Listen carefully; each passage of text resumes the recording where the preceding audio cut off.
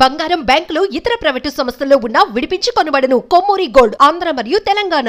నమస్తే, welcome to our channel. నేను పద్మిని. ప్రస్తుతంతో పాటు ప్రముఖ ఆధ్యాత్మికవేత్త, ఆస్ట్రోన్యూమరాలజిస్ట్, ఎనర్జీ వాస్తు స్పెషలిస్ట్, శ్రీవిద్య ఉపాసకురాలు శ్రీమతి జయప్రద గారు మనతో పాటు ఉన్నారు. మాట్లాడదాం. నమస్కారం అండి. నమస్తే అమ్మా. శ్రీమాత్రే నమః.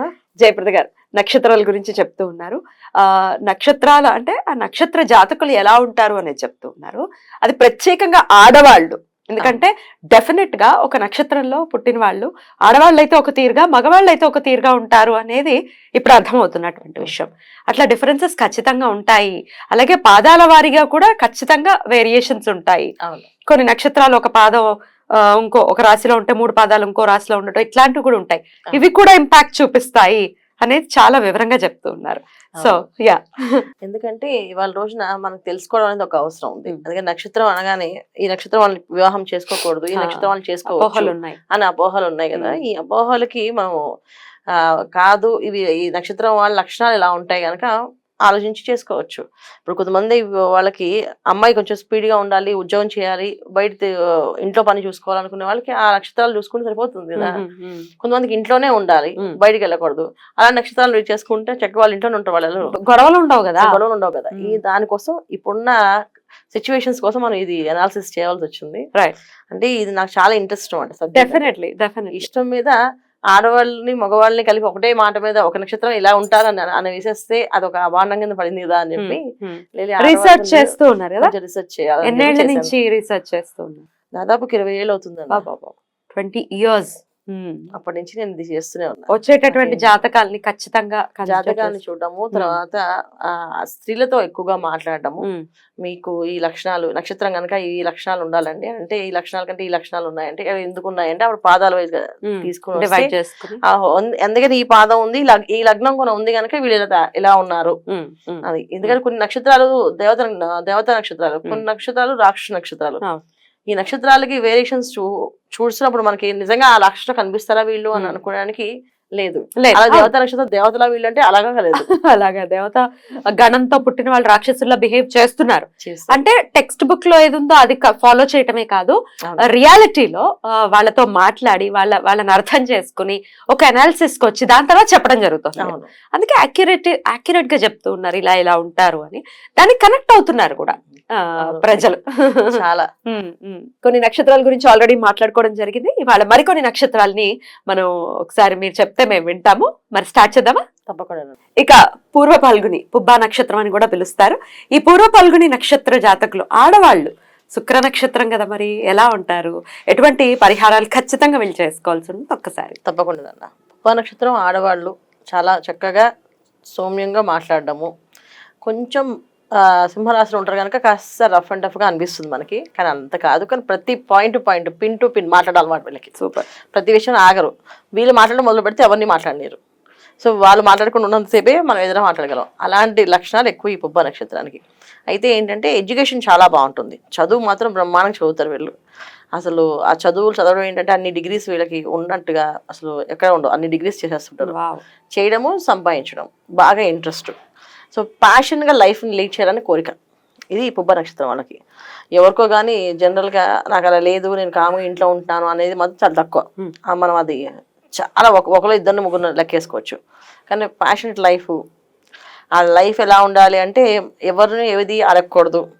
లాస్ట్ చనిపోయినప్పుడు కూడా వీళ్ళు ప్లాన్ చేసేసుకుంటారు అనమాట. అంత ప్లానింగ్ వీళ్ళకి. అంటే చనిపోయినప్పుడు కూడా ఎవరిని నేను అడగకూడదు, వాళ్ళకి ఇంత బ్యాంక్ బ్యాలెన్స్ ఉండాలి, ఇంత అమౌంట్ ఉండాలి, ప్రతిదీ plannings, A to Z planning.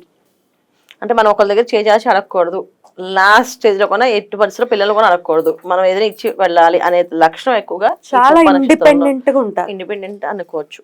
అంటే ఇండిపెండెంట్ గా అంటే ఏం కాదు, పేరెంట్స్ కి రెస్పాన్సిబుల్ గా ఉంటారు వీళ్ళు, ఫ్యామిలీకి రెస్పాన్సిబుల్ గా ఉంటారు.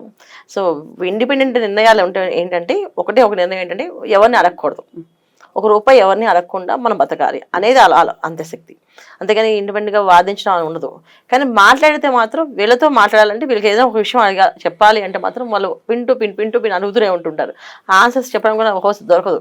అంటే వాళ్ళు మాట్లాడే విషయాలు కానీ లాజిక్స్ కానీ పూజల విషయంలో, పద్ధతుల విషయంలో చేయాలి అంటే చక్కగా చేసేస్తారు, కంప్లీట్ చేసేస్తారు దాన్ని.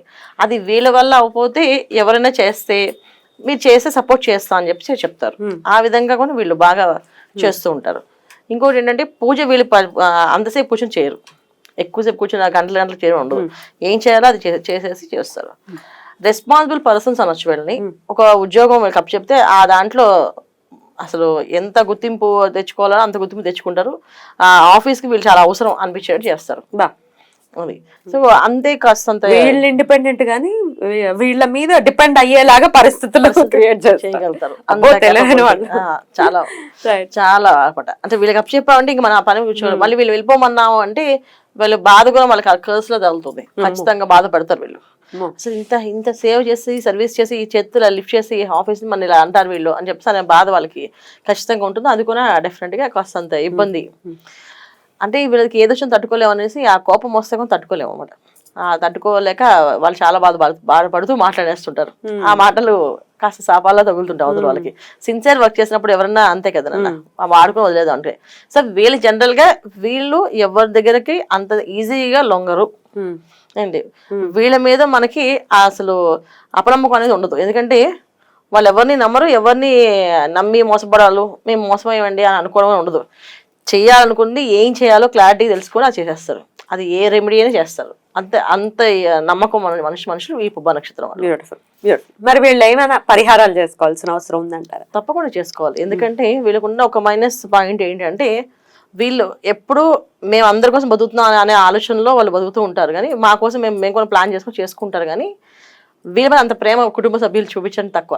ఎందుకంటే వీళ్ళు మాట్లాడే మాటలు చేసే చేతలు అవన్నీ కూడా ఏంటంటే సెల్ఫిష్ మెంటాలిటీ అని అనుకుంటారు. ఒక వాళ్ళ కోసం వాళ్ళు చేసుకుంటారు. తనకు అవసరం అయితే ఫోన్ చేస్తుంది, స్నేహితులైనా అలాగే అనుకుంటారు. ఈ సెల్ఫిష్ మెంటాలిటీ అనేది ఏమి ఉండదు వీళ్ళకి. కానీ అది ఉంది అనేటట్టుగా అందరికీ అనిపిస్తుంది. సో ఈ మెంటాలిటీ అనేది అది అనిపించకుండా ఉండాలి అంటే చేయాల్సింది ఏంటంటే వీళ్ళు ఖచ్చితంగా శుక్రవారం పూట అమ్మవారికి, లక్ష్మీ అమ్మవారికి చక్కగా లక్ష్మీ అష్టకం కానీ లక్ష్మీ అష్టోత్తరం కానీ పూజ చేయాలి. పెద్ద పూజ కూడా చేయలేరు వీళ్ళు. చెప్తే అమ్మో ఇంత పూజ, మళ్ళీ అది కూడా భయం ఉంటుంది. చేయలేకపోతుంది అంటే పరిహారం చెప్పండి అని అంటారు. అందుకని పరిహారం ఏం కాదు, చక్కగా పొద్దున్నే 6 గంటలకల్లా లేచి చక్కగా దీపం పెట్టేసి మంచిగా లక్ష్మీ అష్టకం కానీ లక్ష్మీ అష్టోత్తరం కానీ ఇది చదవడం. సాయంకాలం శుక్రవారం పూట చాలా నిష్ఠగా పొద్దున్న సాయంకాలం చేస్తే ఆ ఆకర్షణ అనేది ఉంటుంది.